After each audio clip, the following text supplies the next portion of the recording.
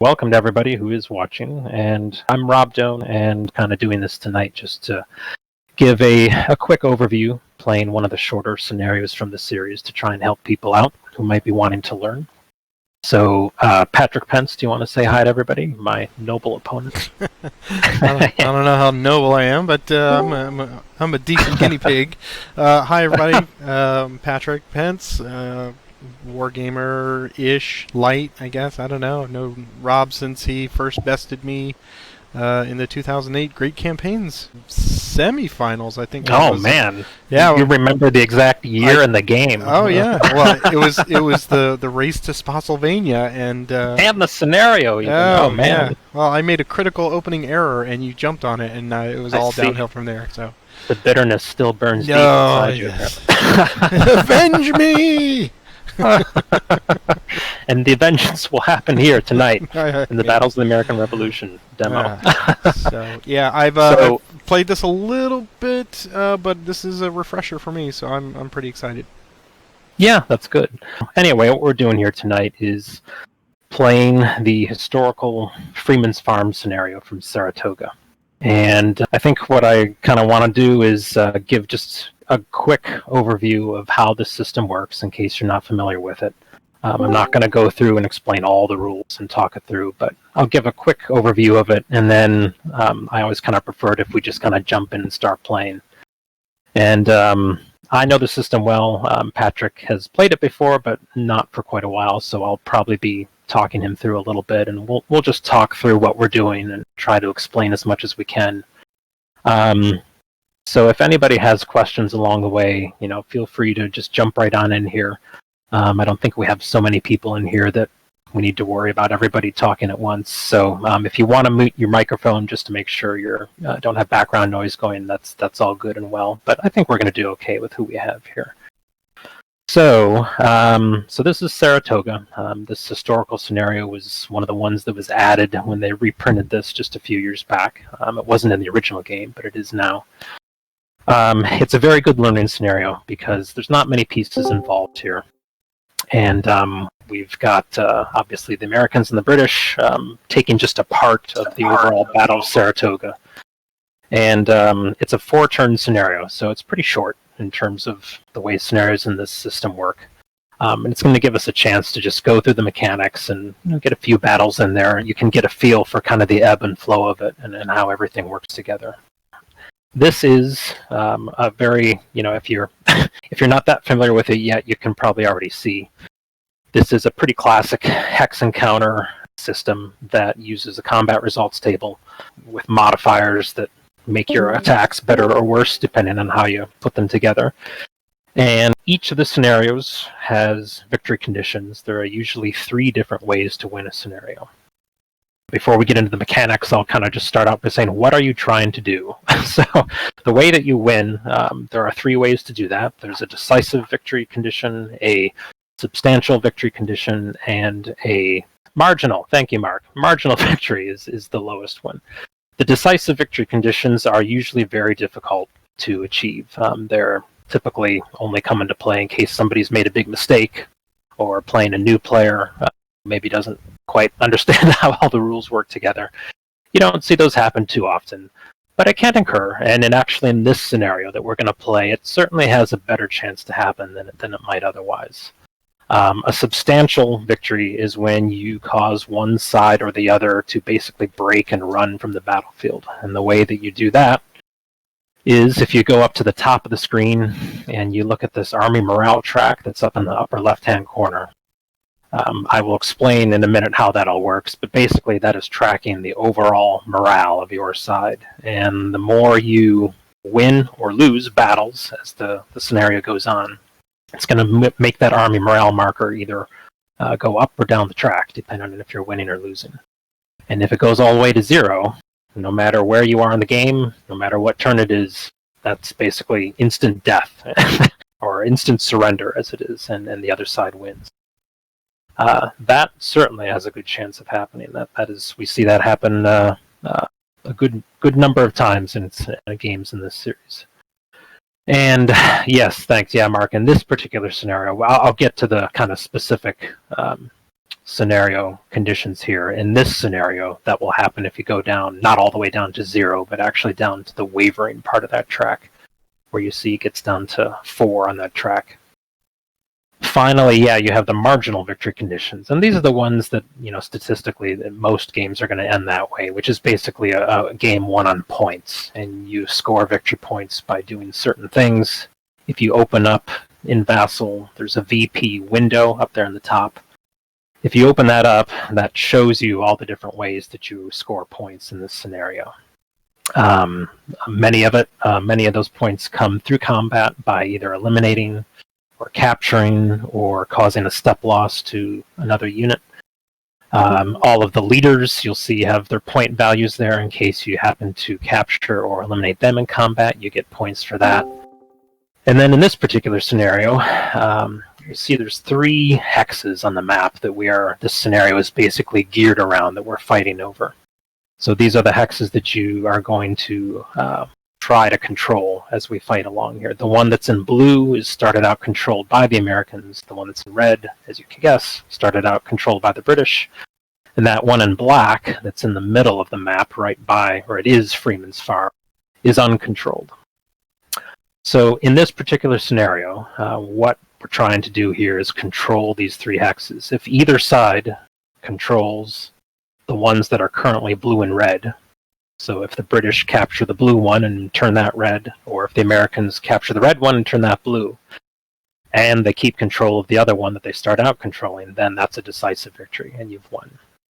If that doesn't happen, then this one that's currently black and uncontrolled in the middle will come into play, because that's worth 1 victory point at the end of the scenario if you control that. That won't matter if somebody wins a decisive or substantial before that happens, but if we do get to the end of the game and nobody has won a decisive or substantial, then we'll go to points, and then this 1 victory point for Freeman's farm will come into play. So that's kind of the focus of where this scenario is headed to start out with. So I'm not going to go into all the details, but I'll go over just kind of the sequence of play so that you know the order of things are going to happen here. You start out by rolling for initiative, and in this game, in this system, the thing that drives so much of the strategy and so much of your decision making is that you're never exactly sure who's going to go next. At the start of most turns, now on this turn 1 for this scenario, the initiative is fixed. The Americans are going to go first. But on the next 2 turns after that, we're going to roll a die to see who goes first, and whoever wins, that side has to go first. In other games, that have an initiative mechanic, sometimes it's the winner decides who gets to go first. That's not the case in Battles of the American Revolution. It's just if you win the die roll, you are going first. You don't have a choice about it. And if you play enough, you will realize that there are, in fact, some times when you want to lose the initiative because you don't want to go first, and that is kind of more advanced strategy. But we'll kind of see how that works as we go along here. So we'll roll on the other turns after this. We'll roll the dice to see who goes first. Whoever wins the initiative, they're going to end up going first in that turn. Both players do get a turn or get a chance to move and do combats in each turn. It's just the order that happens that may change. So the first order of business when it's your turn is to do movement. So you move all of your pieces, and if you take a look at the game pieces to kind of show you what the numbers are that you're looking at there, I'm going to move this piece, the 2nd New Hampshire Regiment that you see moving there. So the first number, the combat value, is 3, the one in the lower left-hand corner, so that's how much combat strength he has in close combat. The second number there, the 4, is his movement, so that's his movement allowance. And then the +1 number is going to be the number that you use. It's his own unit morale. So we already talked about army morale. That's that track up at the upper left corner. Each unit also has unit morale that you use to conduct rally morale checks and then try to rally them back if they fail those morale checks at the end of the turn. So you'll do all of your movement. Once you've done all your movement, any units that have previously been in combat and may have been disrupted or shattered get to do a rally phase, a rally check, and that's where you'll use that unit morale to see if they pass that or not. After the rally phase comes defensive artillery. So you'll see if you look down here, I'm going to move some of the British units. That artillery unit that's using, there's a piece of artillery. Artillery units only fire defensively, so when it's your turn, you actually don't get to use them. You only use them when it's the other player's turn. And they have their own phase where they get to conduct their artillery fire and see if they can possibly disrupt some of those combats that the other player's setting up before they happen. After artillery comes rifle fire. We do have a couple rifle units that are in this scenario, and those are the ones with the black and white R on them. Moving Morgan up here, he's one of them, and then down here the Jaegers, the German Jaegers, the Hessians, also a rifle unit. So rifle units, much like artillery, get their own phase. They get their own separate chance to attack before all of the normal combats take place. Once you've done those two things, then it's time to resolve close combat. And close combat is what you call just the normal combat phase, where you now resolve all of the combats that you've set up. The rule to go by with close combats is that every unit who's adjacent to another unit must attack. So if you move adjacent up to a hex adjacent to the enemy, you know you are going to be having to arrange combats there. So you don't want to move adjacent to the enemy unless you know that you do in fact want to attack. After close combat, you apply your combat results, which we'll go through as they occur, I think, in this scenario. And then you pass it over to the other player, and they take their turn. And that's basically the turn sequence. As again, there's a few special things that can happen in some of the scenarios that add and subtract to those phases, but that's the general outline that we're going to be following every turn. So, yeah, I'll get to that, Mark, about diversions and all, I think, when we start doing the combats, but I just wanted to give people a general idea of the how it all kind of flows there. So, Patrick, do you have a preference for sides? Have you looked at this? Do you really care which side you want to play? I had only played prior to the Freeman Farms scenario being created, so I don't have a preference. If you want to just take whatever you think is better for me and give it to me, that's great. Sure, okay. Well, if you're the Americans, you get to move first and maybe attack first, so you want to jump right in and have some fun attacking? No, I think I'll be... Oh, no? Okay, you want to see me do it first? I'll be the loyal Tory and British on this one. Okay. Fair enough. All right, so I'm going to go in here. In Vassal here, we do actually have to join a side because when we get to combats and we do tactics chits, those are chits markers we're going to drag out onto the board, and they need to be hidden to the other side until we reveal them. So you do need to make sure to join your side. So I've just joined as the Americans. And I've joined as the British. Okay. All right, so with this particular scenario, a few important things to keep in mind. Every scenario in the system, usually has some of its own special scenario rules that may alter the standard rules just a little bit. But a few things to keep in mind here as we go. We've got a lot of British units here, especially on the board. They can't all move right away. So if you look down here, this bottom grouping that's in this inverted pyramid down at the bottom of the map. So the Jaegers, the Earl of Balcarres, and the British Grenadiers, three that are kind of closest to the American lines. Those three can't move until my reinforcements have come onto the game. So your first movement phase after my reinforcements have entered, those three units are now free to move. And if you look up on the turn track, which is in the upper right corner, you're going to see those reinforcements. They're sitting there on the turn track. They will come into play on those turns. So I'll get a couple units next turn, and then on turn 10, or second turn that we're playing here, we're going to get a whole bunch coming. So those three are under those restrictions. And then the three hexes behind them, so the stack that has the Walker artillery unit, and then the Fraser leader counter, and then Fraser's Rangers. Those three, any of the units in those three hexes can actually not move unless and until an American unit moves adjacent to them. And as soon as that happens, they are released. If that does happen, they get released, and then there's actually a die roll to see if some more units are released after that. We can see if that happens when we get to that point. But just to know that all of those units down there below that hex that's outlined in red, those are not moving right away. It's just above that are in play to start out with. Okay. So yeah, when you saw our reinforcements as that's coming in, this is a short scenario, just 4 turns. One thing for you, Patrick, because you are the British player, you have a momentum chit spend. If you look, that's right under the turn track, or the army morale track up in the upper left-hand corner. Okay. There are a couple things that we need to finish with the setup. For you, your German Jaegers that are down there at the bottom of the screen. Right. Those actually start set up either with the Arl Valkyries unit or the Grenadiers unit right behind them. So whichever you choose, you can go ahead and start him out. Okay, I will put him with the Earl.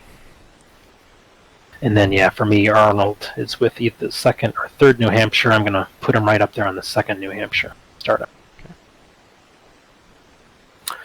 Okay, so it's me first, moving as the Americans. So we're into the movement phase here. And, Burgoyne as well. Yeah, let's see. So you see Burgoyne up there in the middle. He's got to be stacked with somebody as well. There we go. Keep it simple. All right, all good. Let's see. Make sure we didn't miss anything else in the setup. I think that's everything. You do have a couple units that start out reduced on their flip sides, but that's been done already, so you don't need to worry about that. Okay. If you look up in the charts window, you'll see there's as I'm getting into movement here, we're going to end up dealing with terrain and movement allowances and such. You can look at if you open up the charts window and look at the tab that says terrain effects, you'll see all of the movement allowances that are going to affect movement here. I'm going to start out and I'll kind of talk through and show what's going on. But for me, the Americans, they actually have a few movement restrictions. I can't go further east than Mill Creek, which is the stream kind of in the middle of the map here. And then one of the hexes further up to 1217. Once I get there, I also can't go further east, even though it's beyond Mill Creek. So it just basically means all the fighting's going to happen kind of around Freeman's Farm and then going south of there, or west of there, actually, as it is. North is to the left of us, not the top of the map. So let me start off by moving up here. So I'm going to start out with Morgan, who's on the very end. So Morgan's a light unit, which you can tell by that LT symbol on his counter. And as a light unit, he's got a few benefits, and one of them is that he moves through wooded terrain easier than most normal units. So you see these woods hexes that are right in front of him. And I move into here. That's only costing me 1 movement point to do that. For normal infantry units that are not light units, that would be 1.5. So Morgan can get through there a little bit easier. So he's going to go there for 1, 2, and then 3. Get right up next to your stack of Jones and the 62nd Regiment. And I'm going to keep on going down my line here. So Arnold and the 2nd New Hampshire, when leaders are going, you can move them together with... they can move separately, but it's kind of okay for our purposes too if you move them together, which I usually do in case there's a question of where he might move. So I'm going to move this stack up here for 1, 2, 3. And the nice thing for me is he moves into Freeman's Farm, so he now takes control of that hex. So if I can keep that, that's 1 victory point for me, but I do have to keep it, which is anything but certain. And then I think I'm going to go ahead and skip down here to the 1st Hampshire. They'll go 1, 2, 3. And the 3rd New Hampshire will be 1, 2, 3. And then finally Dearborn back here, who is also a light unit, so he can breeze through these woods pretty easily too. He'll go 1, 2 for those woods, and then 3. So we'll come right on up, right from the beginning. Why not? Okay. And then I've got 1 more unit back here, this Cook's Connecticut Militia. The ones that have the graphic of him kneeling like that, and of course it's in the name too, are militia. They have a negative die roll modifier in combat, so you want to be careful about using them in combat. For me, I think I'm going to use him just to garrison this victory hex, the one that I want to hold on to back here. I'm not going to push him up too far yet, so he'll just sit up there. That cost him 2 movement points to get up there, because that's a hilltop, which you can see by those dashed lines around the hex. So, that looks like it's all from me for movement. So at this point, we move on to the rally phase. We have not had any combat yet. I don't have any units that are disrupted or shattered, so we don't have to worry about that. I don't have any units that need to make morale checks. So we can skip right on past that to defensive artillery. So, Patrick, yes. This is where you get to have some fun now. So, okay. You've got a couple artillery units that are both up there close to my guy. If you start off looking at the green one, the Hessians, the Spangenberg, the one that's the German unit. Right. If you look at where he is, he's within range. Artillery shoots out to a range of 3 hexes maximum in this scenario, in this series. The problem for you is that he doesn't have line of sight to my units, because you can see between him and that hex with the 3rd New Hampshire, there are 2 woods hexes. Mm-hmm. So he's not going to have a shot, because line of sight is blocked. The things that block line of sight in this series are the terrain, like woods and hills. In this case, the line of sight, when you trace it from the center hex to the center hex, it goes right down the middle of the hex side there. And in this series, it's the kind of the rule you see a lot, where in that case, if the terrain on both sides of that hex side is blocked, then it's considered blocked, and that is the case here. So Spangenberg does not have a shot. Okay. But now your Jones artillery unit is a special case here, where normally he would be able to shoot because he's got units that are right next to him, and he's adjacent, so he would have a pretty decent chance to hit somebody.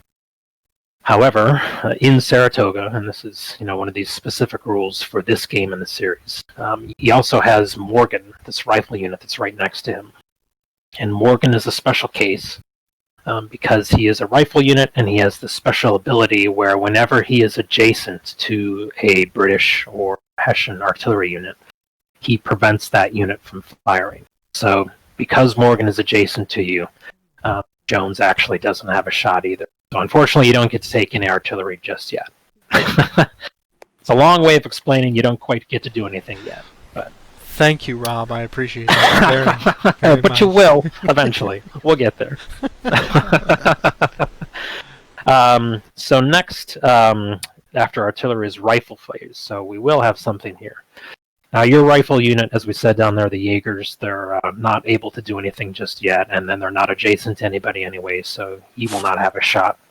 But Morgan will. I've got my unit up here that is a rifle unit, and he is adjacent to you, and he does have a chance to shoot at you. Oh yeah, Mark is saying, yeah, it's the rule is it's when Morgan has a zone of control. It's not just being adjacent, it actually has to be a zone of control.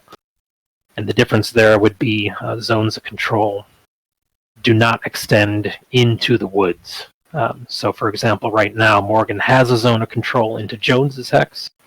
He doesn't have a zone of control into 1216 and 1215, which are those 2 woods hexes to the east of him, going up on him. So it's zone of control, not adjacency.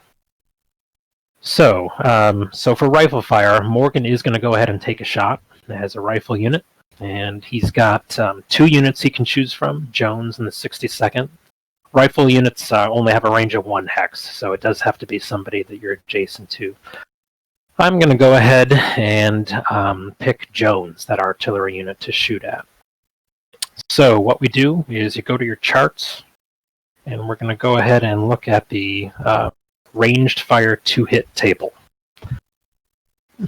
Rifle fire and artillery fire both use this 2-hit table to first determine whether you get a hit, and then if you do, we'll make 1 more roll to see what the damage is.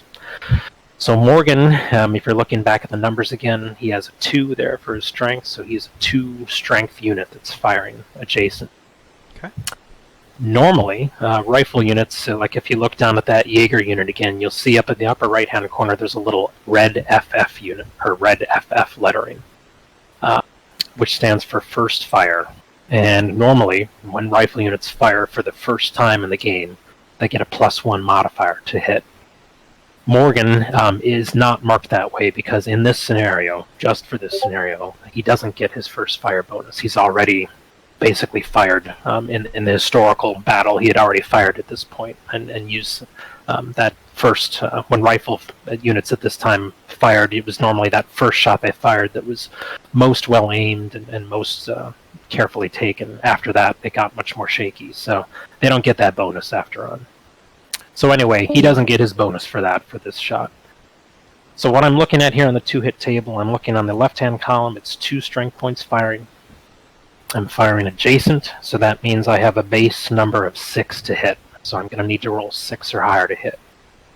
I am going to get a modifier to that because I'm firing at Jones. It's an artillery unit. If you look down there in the modifiers, you see there's +1 if the target is artillery or dragoons. So since you are artillery, I'm going to get a +1. So basically, ends up meaning I need a 5 or better to hit. So I will go ahead and roll the die. And a big fat 0 for me. So they barely even bothered to take a shot there. No hit. Don't have to worry about anything else after that. So powder no was not at all. dry today. Not at all. Nope. So, okay, nothing to go. That's my only rifle shot. So we now go on to close combat. So now I've got to go ahead and declare what all the combats are going to be. So as we already said, I know going into this that anybody who's adjacent to me, I have to attack them. There is one way to get out of that, which is called a diversion. This is marked as an optional rule in the series, but it's something that we always, the default is to use that, and we certainly use that in tournaments. So just know that that is going to be an option if you're playing this in the tournament. The way a diversion works is that when you look at all of your units and who they're adjacent to, right now I know that I need to attack Jones's hex and I need to attack Burgoyne's hex. If I want to, I can declare one of those hexes to be the target of a diversion. And what I would end up doing is saying that to make this work, actually I'm going to move Morgan back temporarily. I'll move him back up here for the combat. Let's just say that Morgan moved there. Right now, I would pretty much have to take somebody in Arnold's stack and attack Jones, and somebody, at least in the 3rd New Hampshire's hex, and attack Burgoyne. But let's say I didn't want to attack Jones's stack, and I just wanted to have all of Arnold's guys and all of the 3rd New Hampshire's stack, have everybody attack Burgoyne. I could go ahead and say that I'm going to do that, and declare the diversion against Jones. And that means that all of my units adjacent to Burgoyne attack him instead. But the penalty for doing that is that you take a column shift. So normally what we'll do here with combats is we're going to total up our combat strength. We'll figure out what the odds ratio is, and then you look at that column on the close combat chart, and that's the column you roll on to figure out what happens in the combat. But if you're doing a diversion, that's going to take one shift down. So if it was, say, a 3-2 attack, it's going to get shifted down to a 1-1 attack instead. So why would you want to do that? Sometimes you want to not have to attack a particularly strong hex in order to maybe gang up on a weaker hex. Maybe you want to do that because it's going to help you stay in a victory hex or take a victory hex. If you play a while, you'll see kind of what the situations are, why you might want to do that. But it is a very handy tactic to kind of keep in mind as one of the possibilities. So I'll move Morgan back up there. So I am not going to do a diversion for this time. We're just going to go ahead and do kind of standard combats. When you have multiple units in a hex, the way that Arnold does, those units don't have to attack the same hex. They can split up, and that's what I'm going to do here with this one. So I am going to declare, looking over here, let's see. I think what I'll do is I'm going to say that, first of all, I'll start on the end here. Morgan and the 2nd New Hampshire, which is one of Arnold's guys, those 2 units are going to attack Jones's hex. And then I'm going to take the 1st New Hampshire and the 3rd New Hampshire and Dearborn down there in the end, and those 3 units are all going to attack Burgoyne's hex. So I have to declare that to start out with. I don't get to do one and see what the results are and then decide on the other. You do have to declare everything right off the bat. Once you've done that, now I can resolve these in any order. So let's just start off on the top with Morgan's attack. And we're going to start out first by totaling up our strength. So for me, Morgan is a 2, and then the second New Hampshire is a 3, so I've got 5 altogether. And I presume Jones is not a factor, so I just have 4 for the 62nd. So that's correct. Yeah, artillery does not factor into the combat strength when you're doing the close combat. Okay. That's that 1 that artillery has is only going to come into play during that defensive artillery taking his shots, but you don't get to count him in close combat. Okay. Now he is going to suffer if you do get a negative result. Right. He is going to have to take that combat result. Sure. So he's not immune from the combat, but he just doesn't get to factor into it. So 5 to 4. So starting, and you always round down in favor of the defender. So it's 1-to-1 starting out here. So now that we know the odds, we can go ahead and look and see what combat modifiers we have. So the first thing we have to do is declare lead units. And the lead unit is the one whose unit morale you're going to use as a modifier in the combat. And that unit morale, again, being that number with the plus. The +1 or the 0 is the case for me. I am going to use let's go ahead and say the 2nd New Hampshire is my lead unit. So the 2nd New Hampshire has a +1, so I'm at +1 for my unit morale. So Patrick, of course, you don't have a choice. You have to use the 62nd since he's the only unit that can participate in this combat. So you're also a +1. Okay. So far we're even on our modifiers. For me, I've got 2 more that are going to come into play here. One of them is Arnold. So Arnold himself, as a leader, he has a leadership modifier that he's going to apply to this combat, which is that first 2. He's got a 2, 2, and 6. 6, again, is his movement allowance. The 2 is a number that he's going to use to help rally people. But the 2 is his modifier in combat. So I'm going to get to add +2 to my roll because Arnold is in there. And then I've got 1 more modifier that unfortunately is going to hurt me, and that's Morgan. Because Morgan is a rifle unit. If you look on the modifiers, the rifle units have a negative modifier. It gets a -1 for being in combat if you take them. Rifle units at this time usually didn't have bayonets that they could use in combat when the fighting got to close quarters, so that's the reason for that modifier. But he is going to cost me -1. So my total modifiers are +1 for my lead unit morale, -1 for Morgan being a rifle, +2 for Arnold. So I am a net of +2. Okay. And then Patrick, you are a net of +1. That's right. For your lead unit. And we don't have any other modifiers in play here. Okay.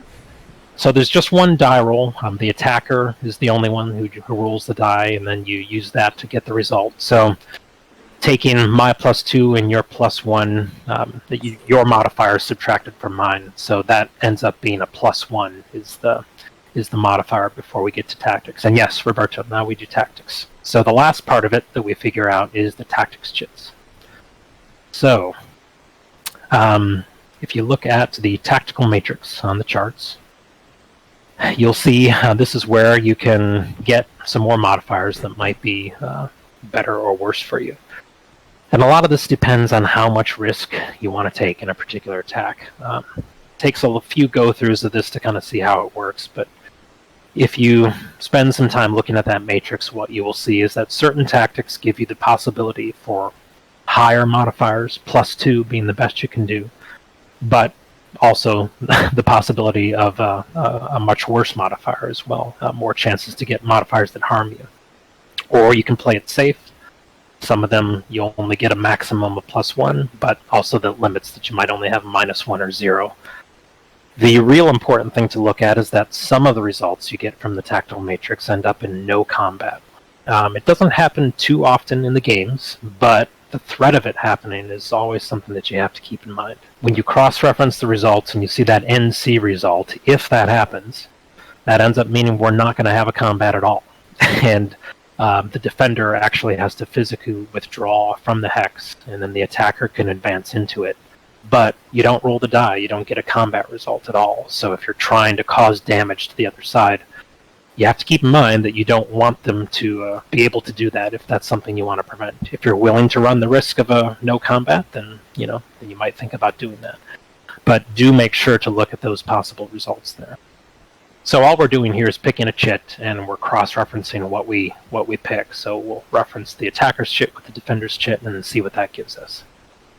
So they're up here in the counters window. Patrick, if you haven't found them already, just look on the tabs under counters. You'll see the British tactics. Oh, okay. You can just draw one out onto the map, and it's going to be automatically masked to me, so I won't see what it is. Great. And I presume in this case, since I don't have a leader, I am only limited to... Yep.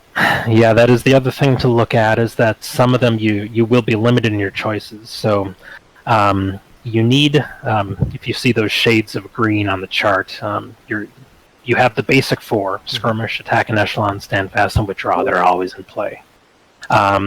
Then the next 2, frontal assault and commit reserve, mean that you either have to have a leader in your hex, or if you have a leader next to you. Now, you do actually have Burgoyne in an adjacent hex. He's not in the 62nd Regiment's hex, but he's adjacent. So because Burgoyne is there, you actually are going to have at least those 6 chits available to you. So and then on top of that, we actually are going to have the full 8 available to us as well, because those last 2 are available if you have an open flank.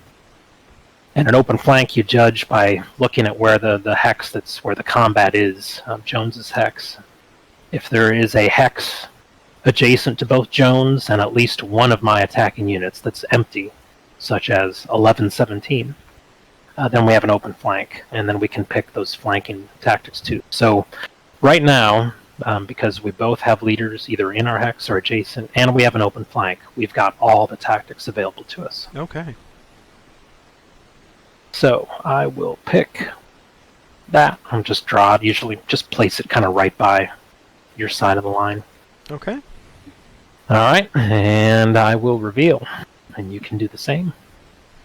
All right. So I'm charging straight ahead, frontal assault. You picked turn flank. So if you cross-reference that on that matrix under the attacker and turn flank for the defender, you see -1 as the result.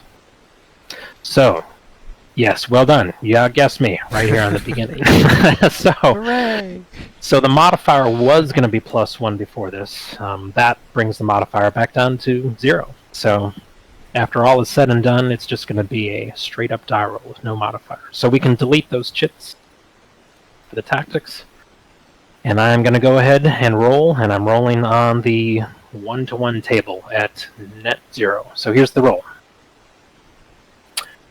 So, all right, so got a pretty good roll to start out with here with 7. So if I look on the 1-to-1 column under 7, it says Defender Retreat. Okay. When you have, you see those results on the chart, when some of them have a number before and after the slash. The one before the slash is for the attacker. The number one after is for the defender. So I don't have a result for this one for 7, so nothing bad happens to me, but yeah, the defender has to retreat. So for you, Patrick, that means that the 62nd, your lead unit, must retreat. Okay.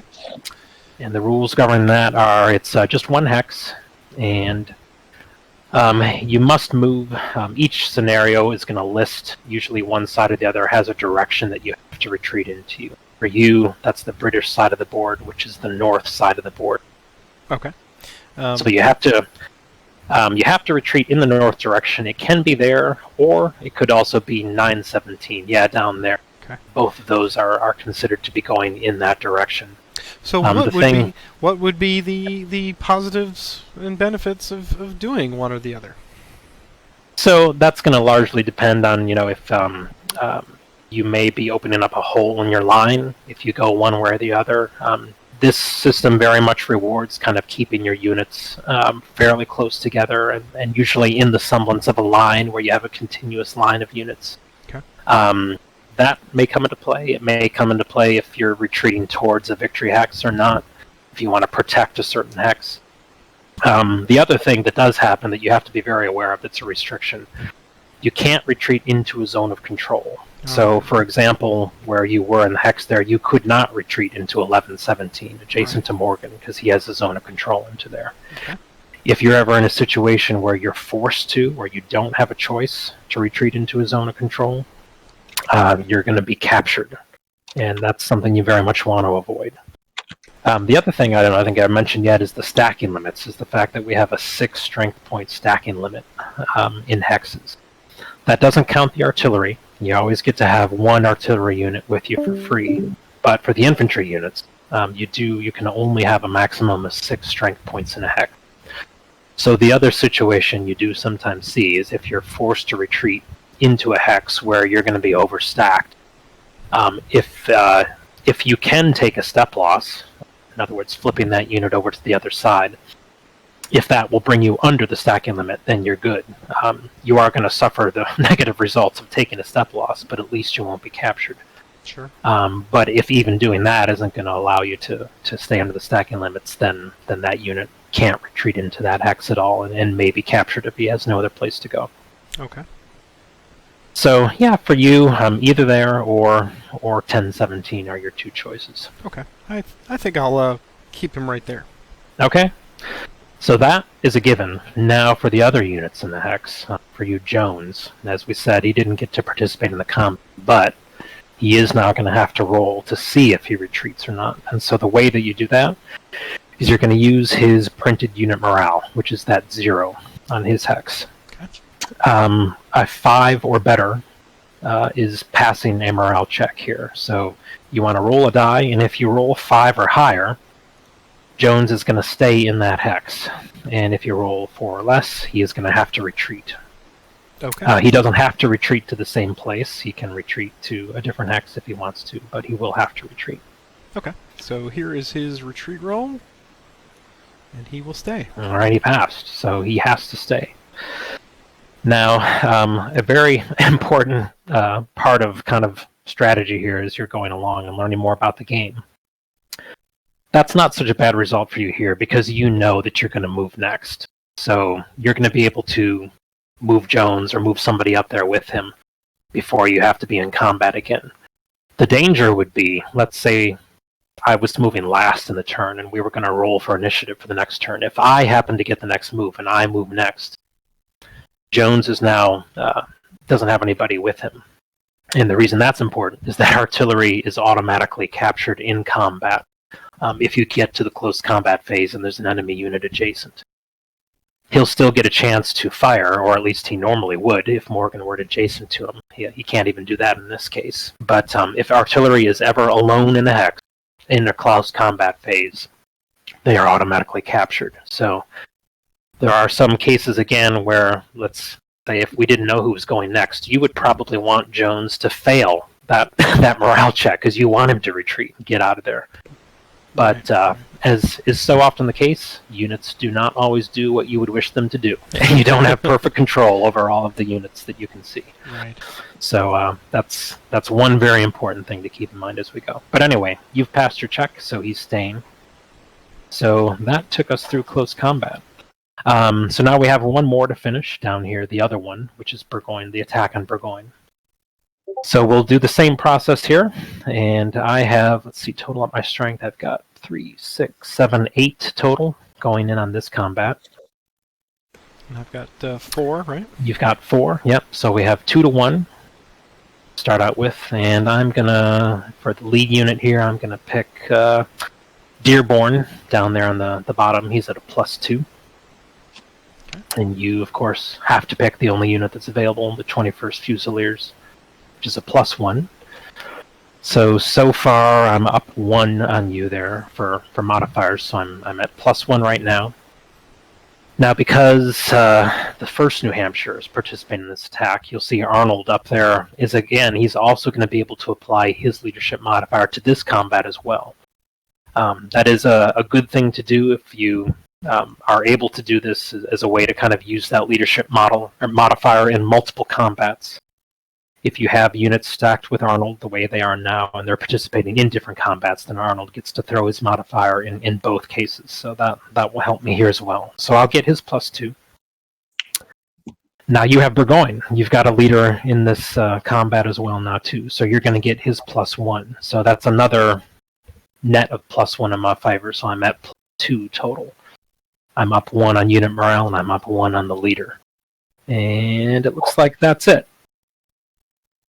And now we'll do tactics again. So we'll do the same process we did before, and just like last time, we've both got leaders, and we do have an open flank. If you look down there at 0815, that's adjacent to both of us, and that is unoccupied. So we have an open flank.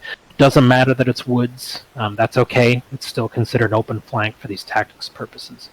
So we, again, can pick from all 8 tactics chits. Okay. So I am going to go ahead and make my selection. Put that one out there. Okay. And reveal. And what did we get? Attack an echelon to refuse flank. So cross-referencing that, +1. attack an echelon for the attacker, refuse flank for the defender is +1. So I get +1 out of it.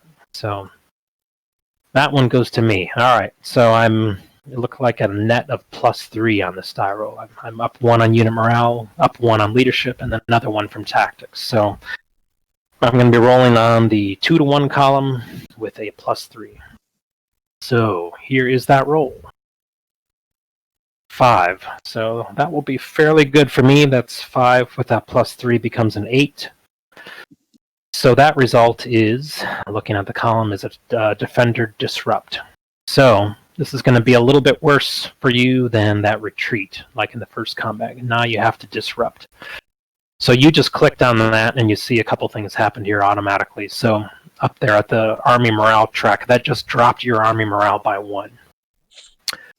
You are going to get a chance to get that back, because when it is your turn, you're going to be able to have a chance to rally him, and we'll do that when that happens. But just so you know, this isn't a permanent change. You do have the chance to rally him eventually, but for right now, you're down 1 Army Morale. Now, you have to retreat as well, but unlike the normal retreat result, you've got to retreat 3 hexes. The same rules govern it in terms of the retreat direction, and not being retreating into my zones of control and not being overstacked, but you do have to go 3 hexes this time. And stacking limits are always in effect at all times, even during movement. So you can't temporarily overstack as long as you end movement outside of it. You have to respect those limits during all phases. And Burgoyne goes with him as well. You definitely don't want to leave him behind. Because he'll be captured automatically too if I move in there. Now, leaders don't have to. I should say, you actually do have the option. They don't have to retreat with the units. You can leave them behind. You might want to do that, say, if there were other units in the hex that might suffer this result. If there were other units stacked with them, they would have to make that same morale check like Jones did, and either pass that or fail that, and that would determine whether they retreat. They, if they do, in this case, if they had other units were there and they had failed their check, they would just have to retreat 1 hex, like a normal retreat. It's only that lead unit that has to retreat the 3 hexes in a disrupt. Yeah, Chris is asking if he has to retreat 3. If he's gonna go with if he's gonna retreat with the Fusiliers, then yeah, he would stick with him and do all 3. If he stays in the hex, which you definitely would not want to do in this case, but if he stayed, then he would just stay there. But if he goes with the lead unit into disrupt, he does have to go 3. So, yep, you're good where you are there.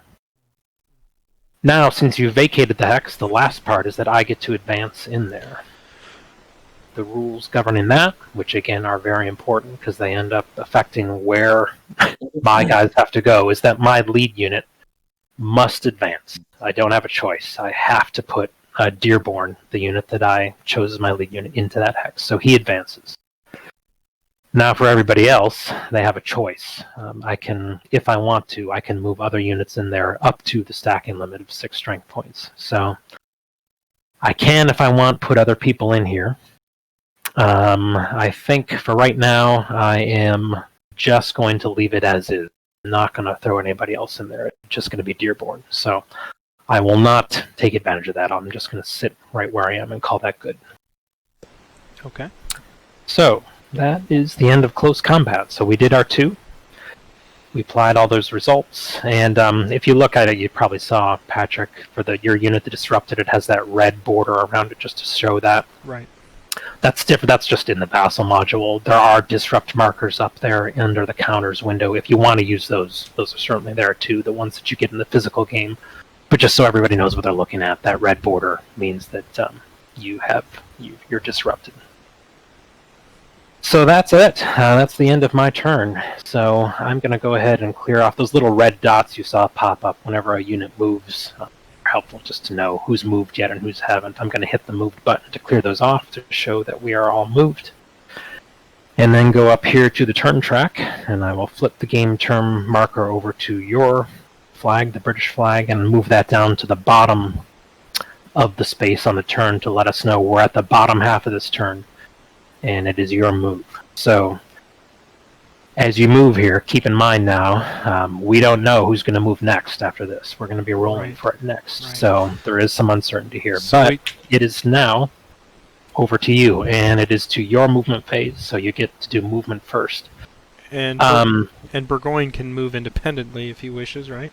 He can. Yeah, the thing you'll need to keep in mind is that unit of yours that's disrupted, he is limited to moving just 1 hex.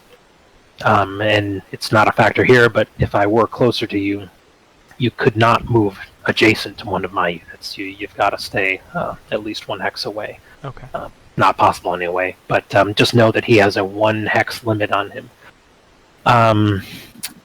Burgoyne, if you choose to keep him with the 21st Fusiliers, he's going to help him with his rally check if you want to get that unit back into the fight. That's where that middle number, the 2 for Burgoyne, is a modifier that you'll add to that rally check. And that happens after movement? That happens after movement, yeah. You do have to do movement and set up all your attacks first before you find out whether that 21st Fusiliers has rallied or not. Right. That first. So, yeah, I guess the question you're kind of be thinking of here is, do you want to use Burgoyne to possibly help in an attack, or do you want to keep him back there and help with that potential rally? Right. Okay. So many considerations already. Wow. Dearborn did so well. Yeah. Okay. And, yeah, you do have some other leaders in play here too. You've got Mark has pointed out. You've got don't forget about Phillips and the artillery unit that are up there. They may be off screen if you haven't scrolled up there, but just make sure you look at them up there as well. Okay. Well, let's like you said, let's protect some of the things that we know are going to be problematic. So we're going to move the 20th 1, and then another one to join Jones. Phillips, 1, 2, 3, 4, 5. Another important point, although you're fine here, you're totally legal, with rifle units, when you move into their zone of control, which Morgan has in those 2 X's, that's an extra movement point. So just if you are looking at that, factor into that's going to be 2 movement points to get next to him. Okay.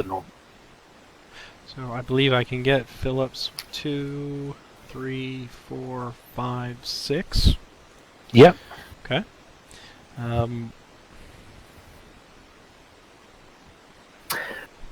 If you weren't moving adjacent with Phillips the way you did there, this is all good. But if you weren't moving adjacent, those roads are actually important in this game as well too. Here, you would have the opportunity to use strategic movement, where those are basically only half a point each. Right. Now, because you moved adjacent to me, you don't get to use strategic movement. Right. So, but it's fine. You've got his full 6 movement points, and that got you there. So, you're good so far.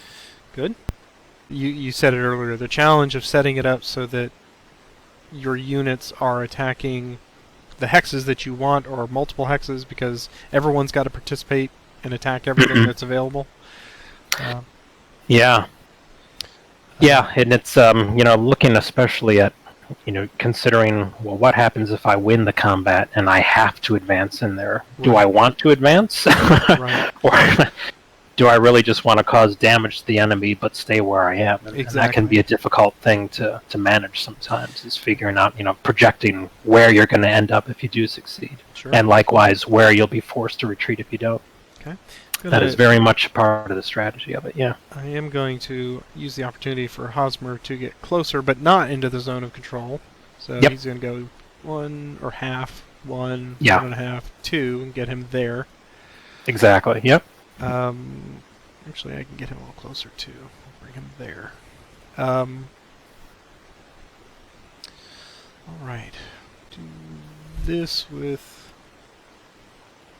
Spangenberg in the 24th, and the Fighting 9th will go there, and there. They can't go there because... So artillery does not count towards the strength points? No, yeah, they are good. You're right. Yeah, Okay. you've got 6 strength points of infantry in there. The artillery does not count against stacking. Okay, So great. you are fine there. Yep. And this unit can only go 1, you said, right? So we'll just move him out. Yeah, Get the one is disrupted. Mm-hmm. Get him prepared. And these units down here still unavailable to me. Yeah, exactly. Okay. They will, at least some of them will have the opportunity to move next turn, but not this turn. Okay. So yeah, that looks like everybody for you. All right. All right, so we move on to defensive artillery. I do not have artillery in this, so you don't have to worry about that. All right. No incoming artillery for you. Oh, sorry. Yeah, we skipped past the rally phase, and this is a good time to pull out these counters, which are now part of the series that you get. And the red border is supposed to help with this anyway, but we could put this rally on me marker. These didn't come in the original game, but they do with the reprint, the tri-pack that probably a lot of people have now. It's a helpful reminder to not do what we just did, which is skip past the rally phase. Right. Serve as a nice visual reminder. So yeah, before we do anything else, let's see if you can rally that unit. So you need 5 or higher. Need 5 or higher, and I'm getting a +2 because of his because of Burgoyne, right? And a +1 for his printed unit morale. Ah, okay. So if you do have to check the army morale check real quickly which we're up still there, because if your army morale sinks enough, you see when you get down here into the middle section in the fatigued part of that track, you'll see above it where it says unit morale -1. If you start doing that badly, that's saying all of those printed unit morales are down by 1. So fortunately, you're not there yet. So yeah, you're just going by what's printed on the marker on his unit. So great. You have a total of +3 to your roll. You need a 5 or higher. Here we go. And there you go. Easy. You got it. All right. So you get to rally him. Okay. So we hit and we say rally. Yep. And it puts it back up. Okay. Good. Yep. And you can delete that rally on me marker. Yep. There you go. All right. So he's good again. So all right. Well done on the rally. Thank you. Now we do defensive artillery, of which there is none. And then next up is rifle fire. So unlike artillery, rifles do happen on both phases. So even though I'm the non-phasing player here, I do get to take a rifle shot with Morgan again. Okay. Which I will do, and you, don't have any rifles that are yet able to get up there. So it's just me from Morgan. And let's see, I think I will, I'll go again and shoot at Jones just like I did last time. So it will be the same shot as last time. I'm still a 2-strength unit. I'm still shooting adjacent. So I have a base of 6 to hit, and I'm still getting a +1 because I'm shooting at an artillery unit. So I end up needing a 5 to hit. So here's that roll. Nope. Better than a 0 like I got last time, but not there yet. So still missing. So nothing for rifle fire. And now we go to close combat. So now you get to declare what combats you want to do. Okay. All right. So in this situation where I don't necessarily have enough units to cover all of the defenders that I'm adjacent to, how does that work? So yeah, you can attack multiple, and in fact you have to attack multiple hexes if that's where the defenders are. So okay. Right now, for example, Morgan as a rifle unit, another one of those abilities of rifle units, which I didn't say on my turn, I should say too, rifle units are never forced to attack. I did choose to use him in the attack, just to throw his strength in there, but they're not forced to attack. They are, however, forced to defend. So on your turn here, as you're attacking, you are going to have to attack Morgan, and I am going to have to take the result of whatever it is. So right now you know that the 20th Regiment under Jones, he's going to have to attack Morgan. you do, as Mark says, yeah, this is where you may want to think about using a diversion, where you may choose not to attack Morgan's Hex and gang up on the other ones instead. Right. But you have that diversion, and this is probably an opportunity where you might want to use it. But you do have a lot of options here. You know that the 3rd New Hampshire and Dearborn and Arnold and Morgan, they all have enemies adjacent to them, so they are all going to either need to be attacked or be the target of a diversion. Okay. And you have multiple ways you can work that out. So I'll talk you through some of the options if you want to, or if you want to just look at it and figure something out on your own. In the situation with the 20th, you could not do a diversion for Arnold in the 1st and 2nd and only attack Morgan, right? You would have to do it. Well, no, you could work it that way, because what you could do is say that the 20th is diverting against Arnold and attacking just Morgan instead. That would be starting out as a 2-to-1 combat and be shifted down to 3-to-2. Okay. That takes care of Arnold, Stack, and Morgan. And then you could have, say, Phillips in the 62nd attack Dearborn. Mm-hmm. And then the 24th and the Fighting 9th attack the 3rd New Hampshire, and then you'd have everybody covered. So that's one way you could do it. And that wouldn't be a bad idea, because then you don't have to attack Arnold, which is probably the the most fearsome stack in there with the modifiers. So yeah, that wouldn't be a bad idea. Okay, to do it let's that way. let's But there are other combinations. So if you want to take a minute to look at it, or if you just want to do that, either way. Let's see. It would be nice to. I mean, I was trying to set up ganging up on Dearborn. Okay. So that I would get Phillips perhaps and the 62nd and either the 9th or the 24th against Dearborn. Yeah, you could, if you want to really get the good attack on Dearborn, with that Fighting 9th stack, those two units have two options of either attacking 3rd New Hampshire or Dearborn. So yeah, if you want to get the better attack on Dearborn, it looks like, you with the 62nd combined with the Fighting 9th, that would get you up to a 2-to-1 attack. Mm-hmm. And then you could have the 24th just go by himself against 3rd New Hampshire as a 1-to-1. Yeah, I'm leaning towards that. Okay. Yeah. Okay. Okay. Sounds good. All right. So, just to state then all what's happening, since you have to do this, you are. Go ahead. Yeah, if you want to go. I did not realize there'd be a quiz, but no.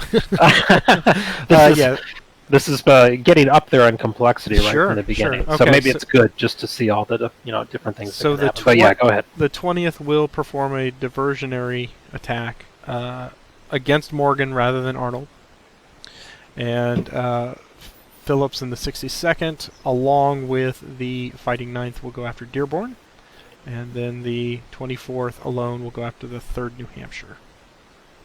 Okay. All right.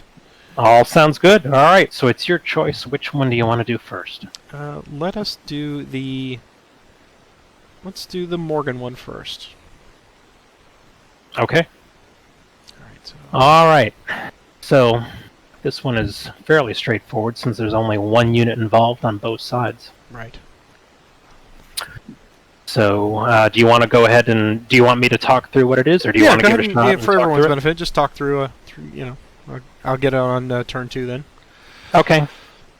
So you have the 20th against the Morgan, so that's 4-2, 2-1. Mm-hmm. But it's a diversion involved, so that shifts it down to 3-2. So those are the odds we're using. Okay. Since there's no choice about leading units here, you're a +1 and I'm a +1, so we are even on unit morale. Okay. I'm just showing hiding the units to second. So if you look at the terrain underneath Morgan, you see it's cornfield underneath him. That is, just for historical purposes, there's no modifier involved for that. There are modifiers for other types of terrain. We're not fighting in any of that here, so that probably won't come into play, but there's no terrain modifier involved here. Okay. There will be the rifle penalty again, though, so you will get a +1 to your roll because I'm a rifle unit. Okay. So it looks like... and having Phillips adjacent help, or no? It will help for tactics chits, but not for his modifier. Okay. So you don't get to use his +1, and likewise, I don't get to use Arnold's +2, even though he's adjacent. They have to be actually in the hex with some of the units that are participating. Ah, I see. Okay. When you have multiple hexes, like, say, if you had 2 hexes attacking versus my 1, just having 1 leader in one of them is enough to get his modifier, as long as he can command all of the units. Right. And that does come into play sometimes, because there are some leaders that are not allowed to command all of the units on the board. They may be militia leaders, or in this one, some of the German leaders that can only command German units. That isn't a factor in this scenario. I think, looking back on it, Mark can correct me if I'm wrong, I think in this one, all the leaders can command everybody, so we don't have to worry about it. But, yeah, it looks like we are at a 3-2 with a net +1 before tactics, and then we'll go ahead and choose our tactics. Okay, I'll look at my... And, again, yeah, we both have leadership, because we have leaders adjacent, and we have an open flank in 11-17, so we've got the full set available to us. Okay. Let me see.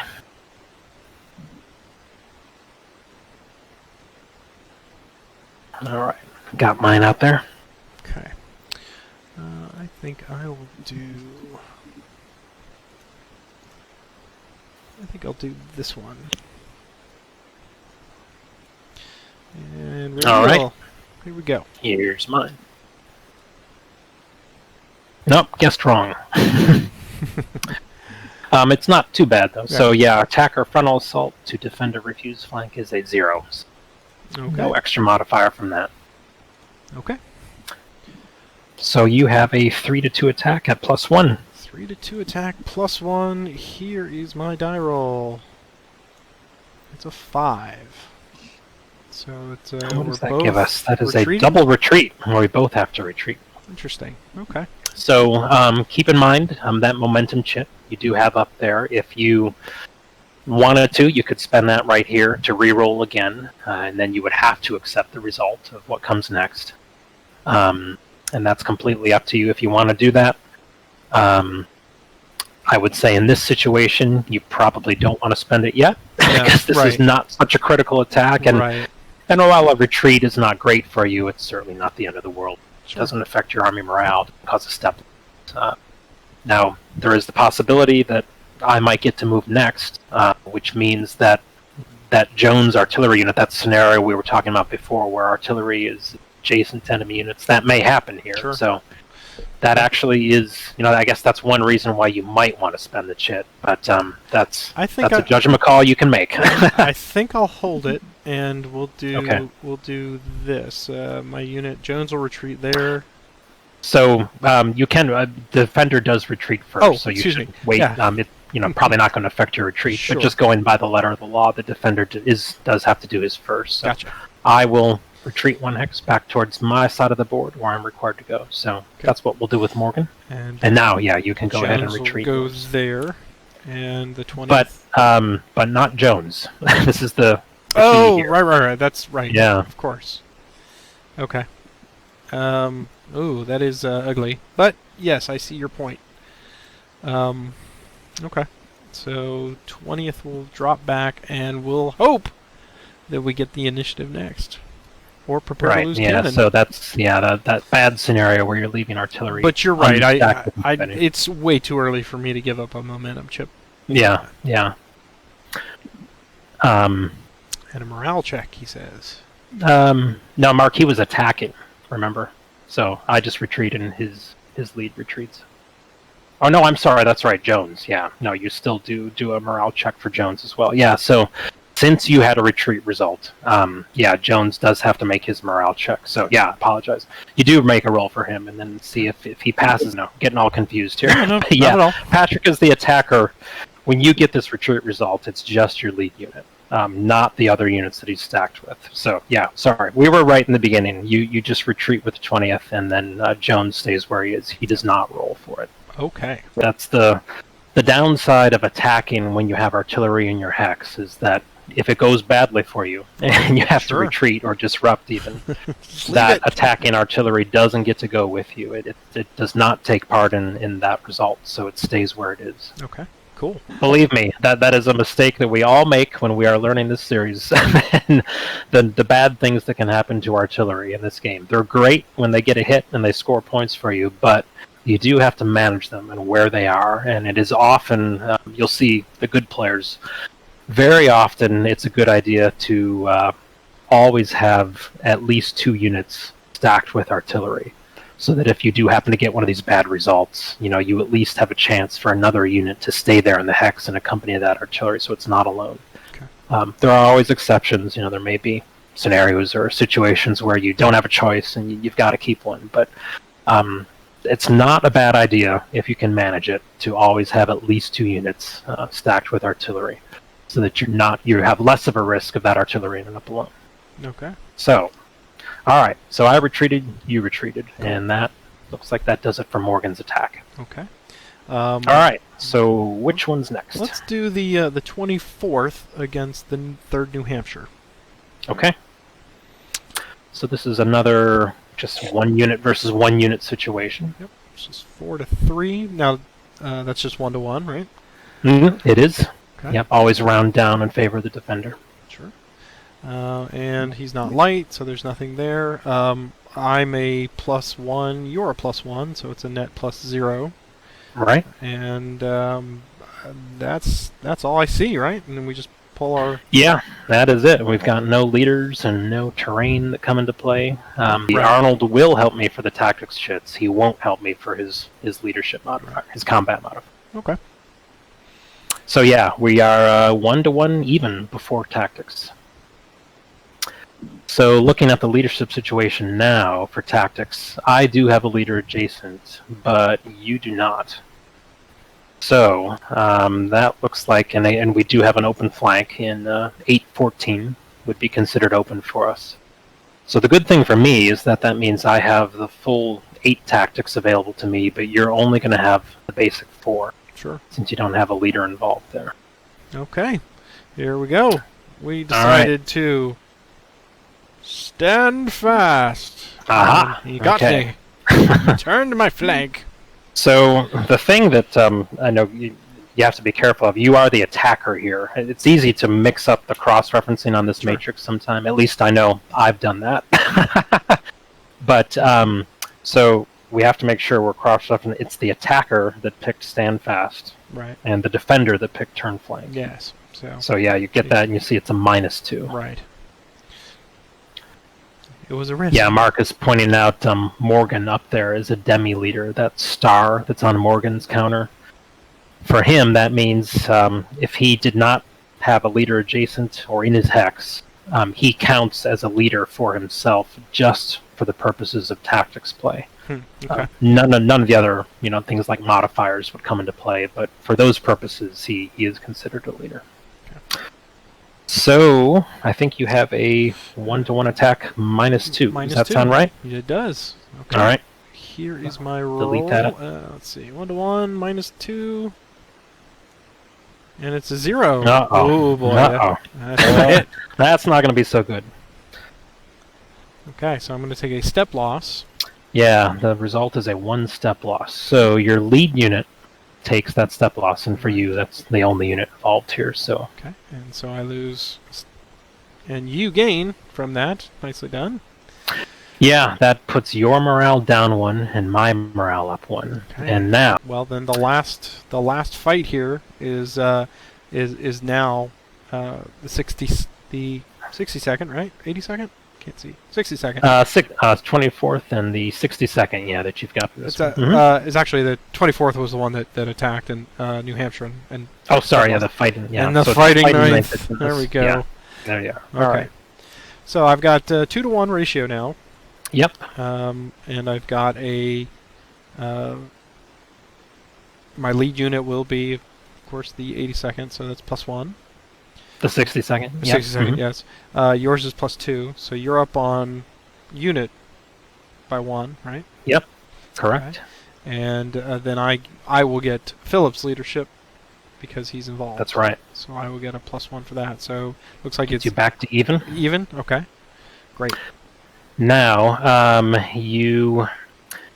You do have a situation. It's not going to quite happen here, but you'll see right now with Dearborn, you've got all 6 hexes that are adjacent to Dearborn. You either have units in those hexes or you have zones of control in those hexes. Okay. The presence of my unit does not negate zone of control for most purposes in the game. However, it does negate it for one key thing, which is the modifier in combat. There is a close combat modifier if you're completely surrounded by enemy units or zones of control. Oh, yeah, but for purposes of that modifier alone, and only that, friendly units do negate Zox for that purpose. So since I have Arnold and the 3rd New Hampshire next to me, I at least am not giving you another modifier for being surrounded. Oh, I see, okay. But that being the case, Dearborn is still in a precarious position here because he does not have anywhere to retreat right now, anywhere that's in your zone of control. So I'm very much wanting him to hold this hex and not retreat if he has to. So okay. So yeah, we've got 2-1 even before tactics, I believe we said. Yes. All right, and you have a leader right there in the hex with you. I have Arnold next to me, so we both have leadership for tactics, and there is an open flank in 0816. Okay. So we both have all 8 tactics available. All right. All right, Dearborn, I need you to come up big here, boy. Let's see.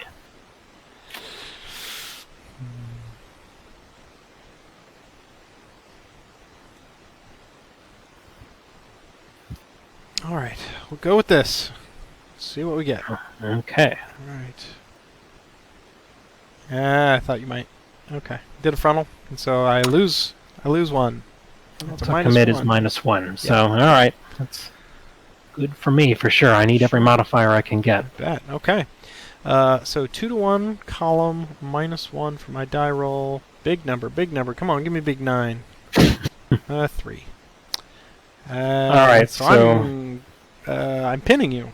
3 is a pin. So here's an interesting, decision point for you here. This is, again, remember you have that momentum chit, and you could re-roll this, yes. and you could get something better and capture Dearborn, which have would you ever be thought about being a game show host? Pretty big.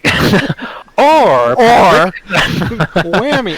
You could choose door number 2 and take this result and take the pin, and not knowing who's going to have to move next, that pin is going to force all of those units that just participated in this battle to stay right where they are. Okay. And not retreat and not move, and that may force a lot of interesting attacks. So yeah, I'm glad that happened because this is a great little decision point for you right here. So yeah, the effects of the pin, just real quick to let everybody know, because it is important. All the units involved, attackers and defenders, get marked with a pin marker, and what that does is you have 2 options for the next player who moves. And again, we don't know who's going to be next, but whoever moves next, they have 2 choices. They can either keep all of those pinned units in place and not move during the movement phase, and then that's going to mean that you're probably going to have to attack, a whole bunch of units. Whoever you're adjacent to, you've got to stay there, so you're going to have to make a bunch of attacks. Or, if you can move so that you are not adjacent to any enemy units, you can break the pin. And what you would do is you would remove the pin marker from all the units that have them, and you would move so that you're not adjacent to any enemy units, even the ones that aren't involved in that pin. If you do that, that costs you 1 army morale to do that. So your army morale marker goes down 1 automatically. And unlike units that are disrupted, you saw how, like, when you rallied that unit, your army morale moved back up. When you break a pin, that's basically an army morale point you can never get back. There's no way to roll anything or rally and move back up again. So that's a permanent hit to your army morale when you do that. Okay. So all of those things are things you can keep in mind when you decide if you want to spend momentum right now and possibly get a better result, or, Patrick Pence, stay in place and take a pin. I think I'm going to stay in place and take the pin, Bob. You know how much I wanted to just sing the Jeopardy music right there, Patrick. You know how much Still hurts. Thanks, Mark. All right. Mark says, good decision, Patrick. I get a cookie now. Hooray! Mark says you have chosen wisely. Very good. Okay. All right, so we need to put pin markers on here. So if you right-click on the units, I'll put the one on Dearborn for me. Pin. And it's only the one that participated in the fight. Yeah, all of them. Yeah, for you. So for you, it's, both the 62nd and the 59th, and Phillips as well. He gets one as well, since he was in on it. All right. All right. So we have our little gray borders and that P marker there. That's just a vassal thing again, just to so you don't have to have a marker sitting on top of the unit. It just helps with counter clutter. We in the vassal appreciate module. your design considerations. Oh, well, you're welcome. Yes. But if you do prefer the markers, they're up there. You can certainly pull that out as well. All right. So that's the pin. Okay. So I believe that is all of your close combats, right? That is. Okay. So we've done all that. We finished that, and that is the end of turn 1. Okay. I didn't ask when we got on, Patrick, about time-wise. Are you good to keep playing for a little bit? Do you want to do at least one more turn? Yeah, let's do at least see how far we another get. one. Yeah, that'd be great. Yeah, okay. Yeah, I mean, if we go fast, maybe we'll get to the whole thing. But I'm certainly up for at least playing another turn and seeing what happens next, since we have a perilous situation with Dearborn here. We got to see what happens to him. So. Okay, so that's the end of turn 1, which is turn 8, actually, on the turn track. But we'll move it up to the next turn, and now time to roll for initiative. Ooh. So here again, Patrick, is your next choice. If you want to spend that momentum to get +2 to your initiative roll, you can do that, and I could absolutely understand why you would want to do that and maybe get the chance to go next to an attack, or you can keep it in your pocket and see what happens. Boy, that is really tempting. And we're both going to get +1 anyway, so that's really no factor. Yeah, I mean, you're right. Technically, we're both at +1 our initiative roll, but yeah, since it's even, it's a net even. Okay, so I would get a net +2.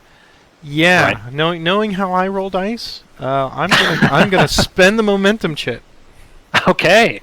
So I just flip it over to yours, right? Spend it? You just, hit the spend button. It'll make a note up there that you've done that. All right. So you are adding 2 to your die roll. All right. Here goes. Oof. Uh-oh. Oh, my God. See?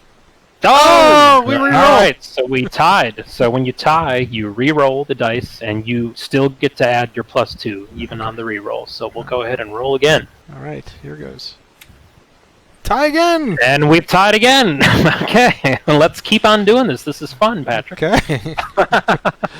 Uh-oh. 9 this time.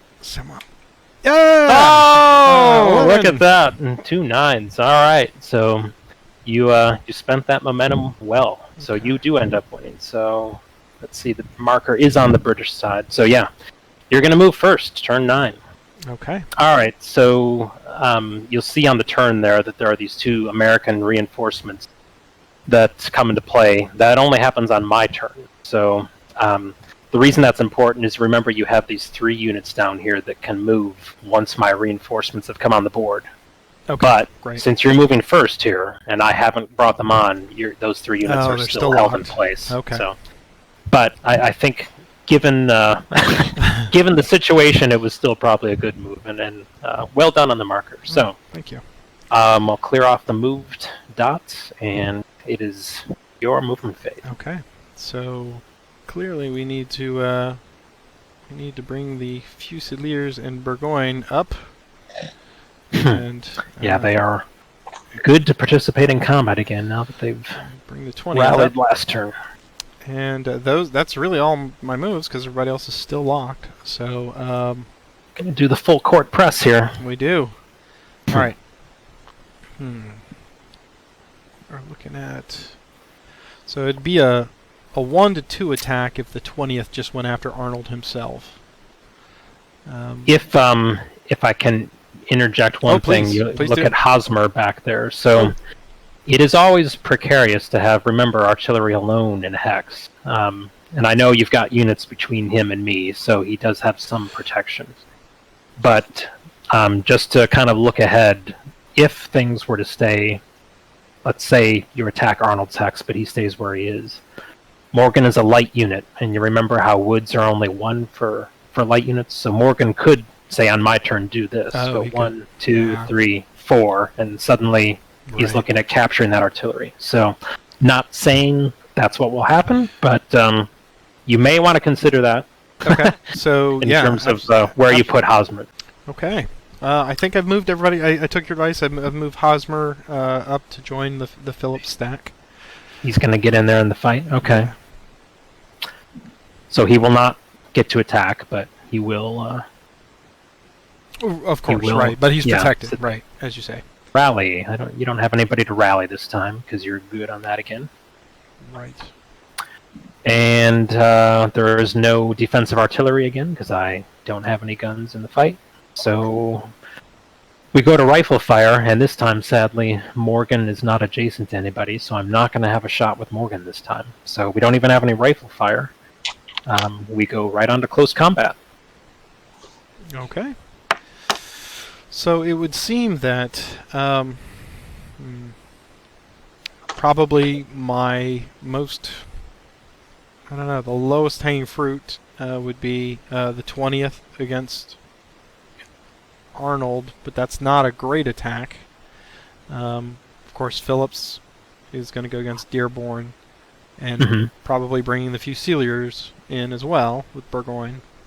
And then the other stack, the 9th and the 24th, both reduced, going against New Hampshire. And remember, you've got diversions as a tool. Right. So you may want to use again here. I could divert to build up the forces and still take the 1 column shift. So if I could get a 3, I guess that would make sense, right? To bring it down to 2 to 1. Yeah, I think looking at it, I think kind of similar to your last turn, it would be a very good idea to divert against Arnold. Okay. Because that's not a good attack, No. and the more units, Dearborn is the one who's vulnerable right now, right? He's got nowhere to retreat to, so if you get even just a retreat result, is going to end up capturing him. So I'd say the more units you can throw against him, the better. So then, let's do the 20th, and of course Phillips and Burgoyne all going against Dearborn, trying to get that 12 to 3, and then the reduced units will go against New Hampshire.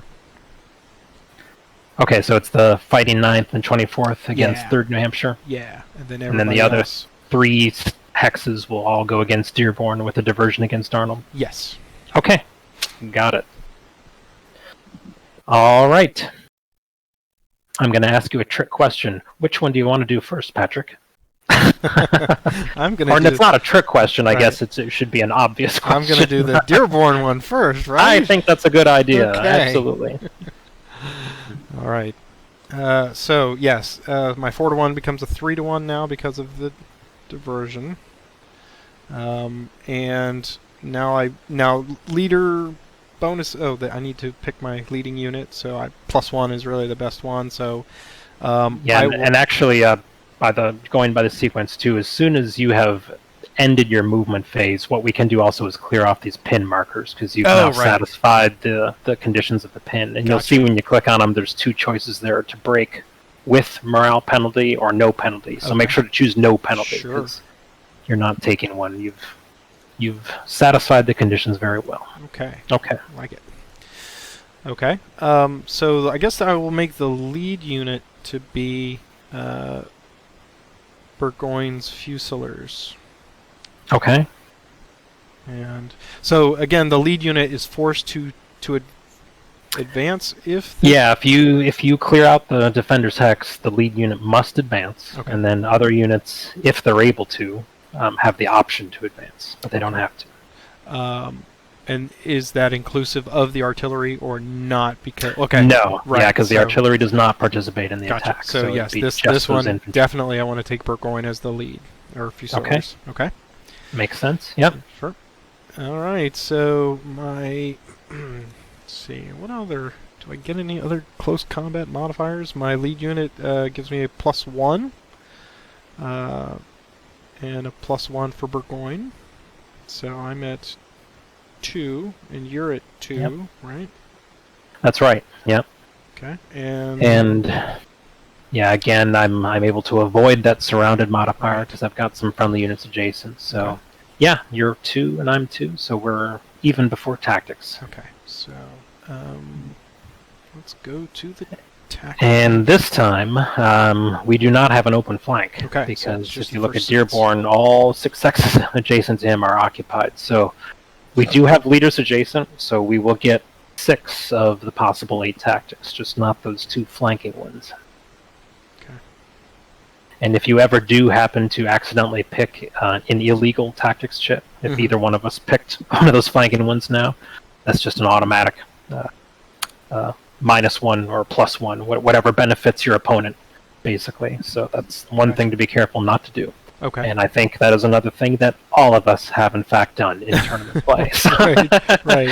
One of those things that's easy to do, especially when you're playing at 11 o'clock at night and have played 4 games already and are dead tired. All right. Let's see. Pick something here. Let's go with that. Alright, so have a little Fazzini war of wits here.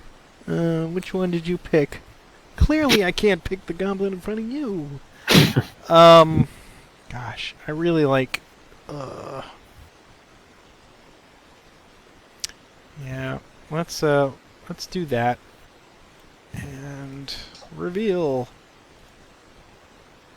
Attack an echelon, attack an echelon. All right. That's a 0. Okay. So, give it right back to me. Spirited Dearborn. You're gonna name a city after you. So you got 3 to 1 plus 0. Okay, 3 to 1 plus 0. I'm gonna hit the roll low, Patrick. lucky you can do F7. Lucky F7. Come on, Dearborn. 4. I think that's probably enough. Yep. Double retreat. It's a double retreat. So this is where the sequence is very important because the defender does have to retreat first. So if you had to retreat first, that may be a possibility that I could have opened up a path. But since I have to go first, I can't go into 3rd New Hampshire's hex because that's in your zone of control, and I can't go into Arnold's hex because that's in your zone of control, and all the other 4 around me. So Dearborn is captured. Hooray. And that's no good. So I'll put on the capture. That's going to teleport him over to the captured units box that you'll see in the corner there. That just changed our army morales. I lost 1 and you gained 1. And you got a victory point for that. So if you open up the VP window, you'll see that you've got a victory point right now. Right. Okay. Yeah, I'm sitting on 1 for Freeman's farm, and then that step loss that I caused you is worth half a victory point. But you got my best unit. That was no good. Dearborn is those +2 morale units are generally the best ones in the games. And Burgoyne's got to go back 3, right? So yeah, we're not done yet though, because you have an attack or retreat result too. So everybody. So first of all, your lead unit must retreat. And he's just retreating 1. This is just 1 hex. Okay. Oh yeah, and because we'll do that after we've done the retreats. Let's do the retreats here first. All right. So he would just do that. Yep, that's good. Now, your other units that participate in the attack, but again, not the artillery, have to roll and see if they retreat or not. Okay. So, the 62nd, so he will get a plus. Any pluses for Phillips? So he gets a +1 for his printed unit morale, and then, Phillips is going to help him with that +2. That's the middle number. He's a +3. Here we go. He's okay. Easy, all right. He stays. And then the 20th. The 20th is only going to get just their +1. Right. Okay. And they are also okay. There you go. Is there a morale chart, or it's always a fixed number? It's always a fixed number, yeah. It's 5 is what you're looking for, and it's just modifiers that affect that. But it's always 5 or higher. All right, thank you. Mm-hmm. So, everybody stayed in place for you, so that was a good result for you. And then, Mark pointed out the final benefit for you is because Dearborn's a +2 unit, whenever you capture a unit that has a +2 printed unit morale, that's a momentum chit for you. So you just got back that momentum chit that you spent. Hooray! That was good use. Shows you the cascading effects of using a momentum chip. Sometimes it gets you a benefit that in turn gets you more benefits. Right. So that worked out really well for you. Okay. Well, then the last attack there is the and then the final thing after all this is because you have cleared out my hex. There's no defender in 916. For your 2 units, the ones that you had to roll for, since they passed those morale checks, they now have the option to advance into the hex if you want to. It's not required. And of course, again, you can't take those artillery units with you if you do it. But know that you do have the option to do that if you want to. No, I think they'll stand. Okay, that's probably a good choice. Yep. Well, I don't know. I guess I could see maybe the 62nd moving up there wouldn't be the end of the world. True. Yeah, it actually, there may be some reasons why you want to, but yeah, just right. You've got the option to do it now if you want to. No, I'll play it a little conservative. Hang where you are. Yeah. Okay. Okay. The last attack. And then the other one. So then the 3rd New Hampshire. It's just a 4 to 3. You're going to get a +1. I'm going to get nothing. And I think that's it, right? Yeah, we don't have any leaders, and again, no terrain, and we're still the... both good on our army morale. Isn't affecting any of these unit morales, so looks like a 1-to-1 -1 before. And does it matter which one is the leader on that one? I mean, he will. It does, yeah. Okay. You do still. Well, I mean, they're both the same, so I guess functionally it won't. But you do need to designate one of them. So the fighting ninth will be the leader on that one. That's probably a good choice. Any unit that has fighting in its name, that should be the lead unit, right? All right. Okay. So we'll pick up tactics, and I have a leader adjacent, but you don't. So, and we do have an open flank. So again, I've got all 8, but you have the basic 4 to choose from.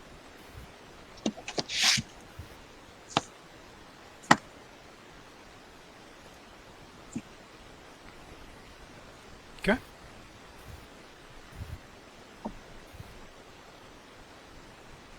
All right. Oh, interesting. There comes the withdraw chit. All right. Let me see here. So you're the attacker withdrawing, and I chose commit reserve. So it's a 0. So you don't get to withdraw. Although that would have been, not a bad outcome there if you had thrown that. That was definitely one of those cases where you got to always think about, keeping units out of trouble, maybe getting them a chance to pull them back. So good idea, but didn't work out in this case. That's okay. All right. So you got a 1-to-1 -1. 1-to-1, and yes, okay, -1. Here we go. Ooh, -1. That's not gonna help. That's my rolling, baby.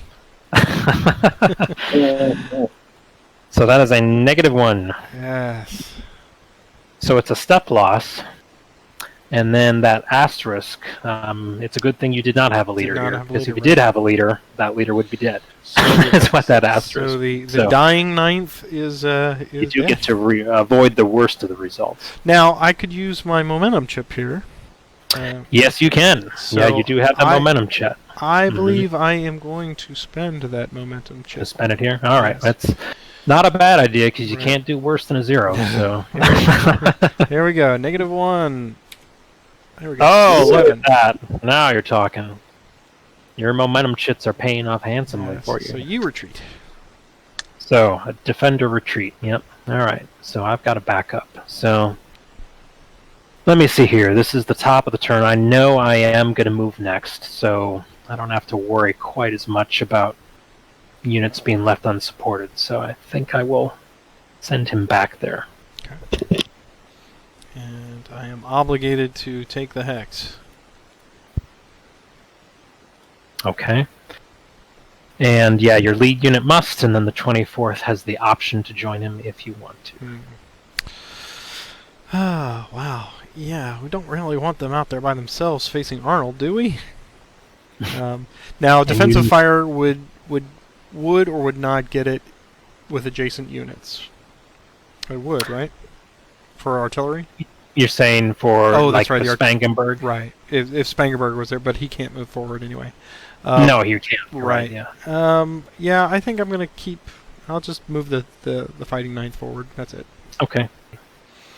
I believe that is everything for me. So yeah, that was the 2 combats. So that is it. We'll move it down here to the bottom half of the turn for the Americans. Okay, clicking removed. Here we go. So I've got 2 units that are going to come in as reinforcements here. I'll click on them. It's going to send them there. They come in right where you see them there.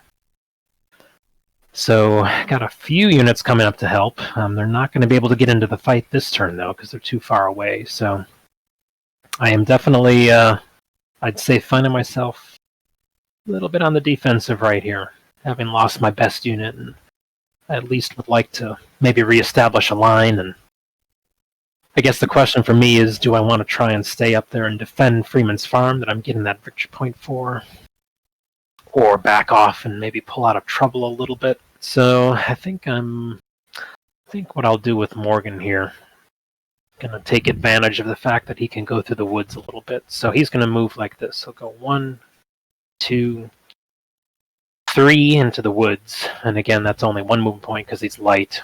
And zones of control, I think we said in the beginning, do not extend into woods. They extend out of them into clear hexes, but they don't extend into them.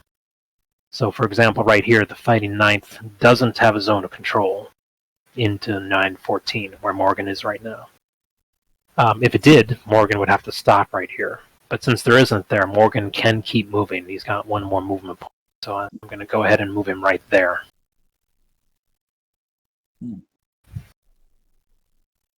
Now, unlike before, remember with Morgan, his ability is that if there's an artillery unit in his zone of control, he prevents that artillery firing. Spangenberg, though, is in woods, so Morgan doesn't have a zone of control to Spangenberg's hex. So Spangenberg, in fact, can still... You are going to be able to take an artillery shot with him. Great.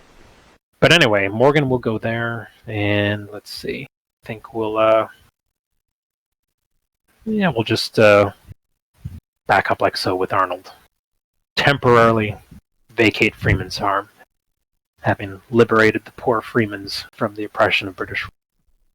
You're welcome, Freemans. They were Tories! Come on! Alright, so that's... and I think Cook is going to stay where he is, and then my reinforcements, don't want to forget to move them. Like I said, they can't quite make it up there into this battle. Let's see, I'm going to go ahead with... Starting out with second New York, that's half. 1, 1.5, 2, 2.5, 3, 3.5, 4. That's a pretty good place for them to end. So now they're kind of in line. They're supporting Morgan a little bit, so in case you get to attack next, you've got some more units to deal with here. So I think that's a good place for them. And the 4th New York will do the same. All right. So that is my movement. I will keep Cook's militia sitting there. He's fine. So that's it for movement for me. Cool. All right. Rally phase. I have no rallies to do. And then defensive artillery. So you now have Spangenberg that has an eligible target to shoot at. Okay. So it isn't going to be a great shot, but it is a shot. Sure. So it is Arnold. All right. So artillery to hit.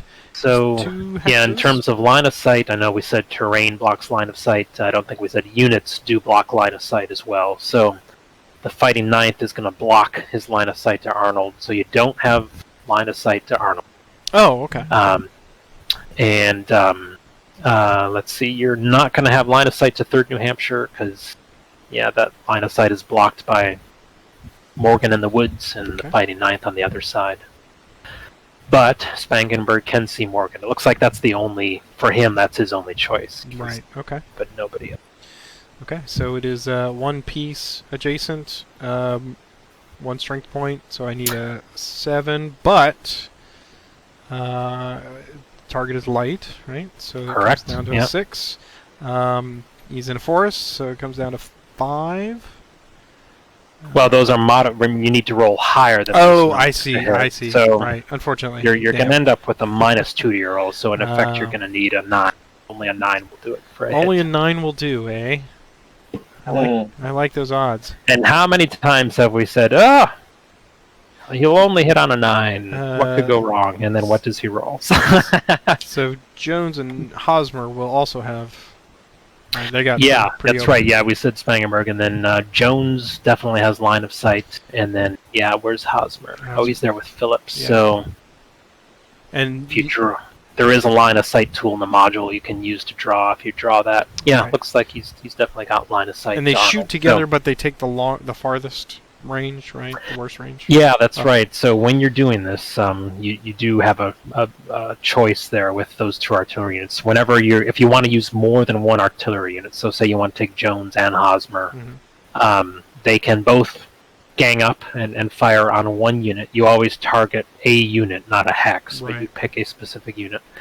So you could have those 2 to fire at different units. You could split them up between, say, the 1st and 2nd New Hampshire, or you could have them both fire at just one of those. Okay. But when there's a difference in range, you always go with what's worse. So it would be 3 2 hexes and 3 are the same, Okay. Yep. All right, well, we'll start with Spangenberg. So, like you said, I need a 9 to do anything to Scrappy Morgan. So here is my roll of 9. 5. Oh. Getting close, but not quite. That's right. Showered him with wood chips. Okay. So in the case of Hosmer and Jones, I will fire them together, and they will target the 2nd New Hampshire. Okay. And they're going to get 3 total, right? It's, 3 strength points firing.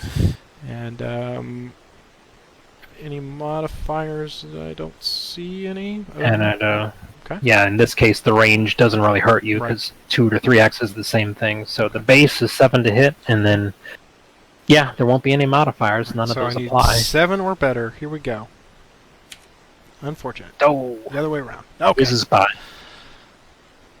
What's that? All right, no artillery. No artillery. The cannonball whizzes by, but no defect. All right, so nothing from artillery. So on to rifles. So Morgan is back in range, so he does have a rifle shot. So he's got some choices of who to shoot at.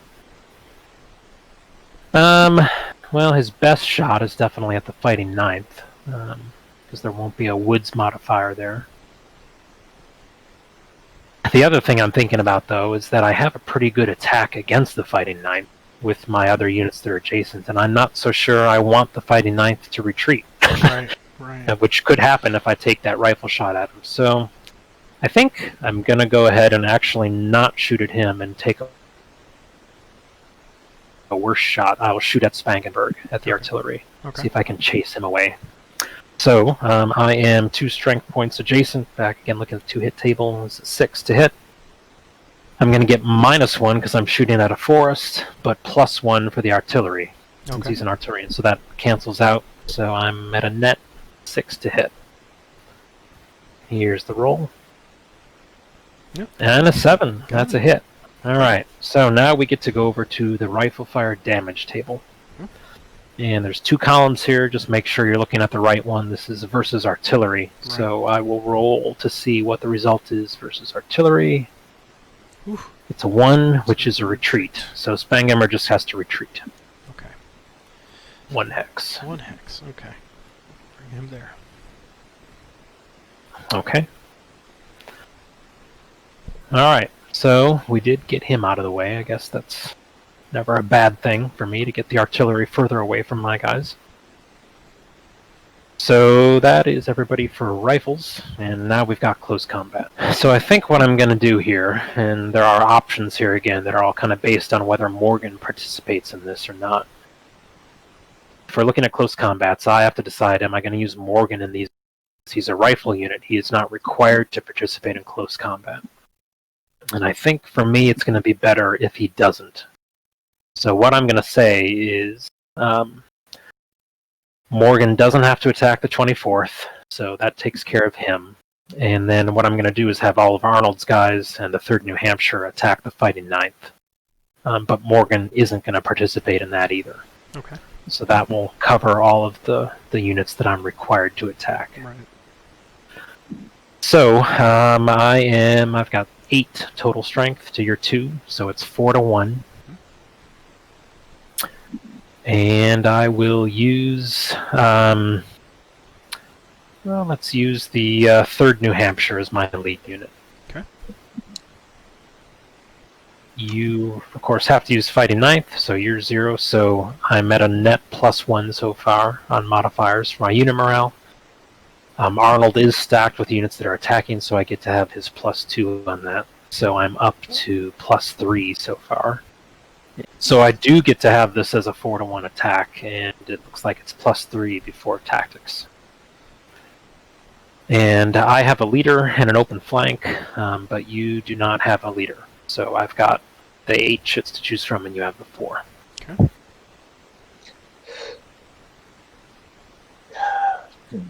Choose wisely, grasshopper. We must avenge, GBoAR. That's what we're yelling in battle here as we try to salvage this. Yeah, we'll go with that. Okay. Reveal. Turn flank to attack is a +1. Okay. So that's going to make it a 4-1 +4. Which is a good attack for me. So let's see if we can make the most of it. Alright, here's the roll. Oof. Well, Yikes. Ouch. Alright. So it's a 2-step loss result. If you had 2 steps to give, you would have to take 2 steps, which all units only have a max of 2, so that would eliminate him. Sure. Now he's already on his flip side, by 9th, so it ends up you only take the worst result you can. So it in effect is a 1-step loss result, which means that you don't your army morale only moves down by 1 instead of what is it, the 2 that it would normally if it were a step loss or a 2-step loss. So he is eliminated. So he's eliminated, and then also, if you look at that circle that's on the 11 row, that circle means that I get a momentum. So I will now happily take a momentum chit and add that, so I can use that in the future. So that takes care of the result, and then the hex has been vacated, so I must advance with the 3rd New Hampshire. He'll move in there. Now my other guys have to. I'm kind of looking at. Let's see. This is the bottom half of the turn, so we don't know who's going to get to move next. And let's see. I think having Arnold kind of close there to the middle is not a bad idea. So I think what I'll do is take the 1st New Hampshire and Arnold are going to advance into there, like so. So they'll be stacked up in the middle. That's a very impressive old battle line you got there. So, after losing Dearborn, we have closed ranks on the 100 yards or so that used to be occupied by Dearborn's regiment. That's now a gaping hole, and dress things up a little bit. Alright, so that was my only combat, and that's the end of turn 9. What do you think? Do you want to play another turn? Well, as exciting as this has been, I think it's probably best to leave it with a cliffhanger. We can always save it here, and we can do part 2 of a demo if everybody wants to. Yeah, I mean, if there's interest in it, we could always do that. Yeah, it is 10 o'clock. It's probably a good wrapping up point. But that was good. Yeah, we got to see a lot of possibility results there from it. Chris, yeah, my morale did. The thing is that it went back up again because of some of these other results that happened. Like when I just caused him that step loss, that puts my morale back up. So I've in fact been able to recover what was lost from Dearborn. So at the moment, if we look at army morale, just kind of where things are standing, yeah, I'm maxed out at 15, so I'm in a very good place. And Patrick, I mean, you're at 13, which is in the middle of that stiff upper lip, high morale, but you're still good. Right. Yeah, I mean, you'd have to take 3 more negative morale losses before you would start to suffer negative effects from that. So while you're not at the best place, you're certainly, you don't have to worry about army morale yet. So and you have those units that are going to move So Right. So just for the fun of it, let's roll initiative. Let's just see who would be moving next to see what would happen. Okay. It'd be Hey, so I would get next. So all right. So I might be thinking, yep, I'm on the attack now here. I'm now you looking like that 24th Regiment's a little vulnerable, and reassert I Freeman may farm. even set things up to hit Spangenberg and capture him. Yeah. Now I know your Jaegers and Earl Valkyries and Grenadiers they're free, so I definitely have to look at them. And the thing with the double move is too, once you get it, you're setting up the other guy. Now he has the potential for a double move, right? So if you do take that double move, you always want to think, if I'm going to take this, I got to really hit him hard and make the most of it, because he might get the next double move and then hit me back just as hard too. That really comes into play. It doesn't in all the games, but in Saratoga especially, because there's so many woods hexes on this map. You see how those light units really, if they do nothing else in the game, just the fact that they can zip through those woods at one movement point apiece. Yeah. It really makes you think, and as tempted as you are sometimes, like I'm tempted right now to really hit the 24th and maybe even go adjacent to Spangenberg and hit him. But if I do that, where is that gonna? I'm gonna have to advance into Spangenberg's hex, and then I'm gonna be maybe letting myself get surrounded. So there's always that give and take, and that's one of the fun things I think that people enjoy about this series, is thinking about all those little tactical details, and is the reward worth the risk? Yeah. Well, I really appreciate going through this again tonight. It was that was fun. It was completely. It seemed like it was, literally brand new to me. Just with the focus on the Freeman farm. When I played this before, and we started at turn 1, and you're racing down the Hudson and coming through the woods, and there's all that setup time. This is neat. This is really neat to just have the concentration of just back and forth immediately in 4 turns. So yeah, it is, and if you are looking to learn the system, starting with this scenario, because you're right. You can get into the action right away. There's not that many units to deal with, so you make a few choices, but you're not, perplexed by looking at these, hordes of units and trying to figure out what to do with them all. It's just a small number of choices, but gives you a good feel for the flavor of the system. And then once you're comfortable with that, you can go on to the bigger scenarios. So, and if anyone is listening or watching this after the fact, if anybody is interested in this tournament, I will say, the tournament is very much, we're trying to make this very beginner friendly. We have a lot of experienced players in the tournament who can help teach you. Everybody I know from the names who've signed up, the experienced players will all be very happy to teach you as you go along. You may take your lumps along the way, but you can absolutely. I'm sure everybody's going to be happy to help out, and I'm always going to be available to help people if they've got rules questions or anything like that. But if you want to join the tournament, if you're interested in at the worst, at a minimum, you're going to get 4 games out of it, because we have 4 preliminary rounds. Like we said, the first 2 here are this scenario from Saratoga. Round 3 is Utah Springs. Round 4 is the historical scenario from Rhode Island, which is kind of the thing I'm looking forward to. Great. I think I saw in the GMT email today it is shipping. I think it's just started shipping, so we should be getting that in our hands soon. And this will be the first time we get to play it in competitive play. So, and for most of us, it'll be the first time ever playing it. So, looking forward to that. But if anybody's interested, please get in touch with me. You can. I've posted on Consim World and Board Game Geek and Facebook. You can, post there.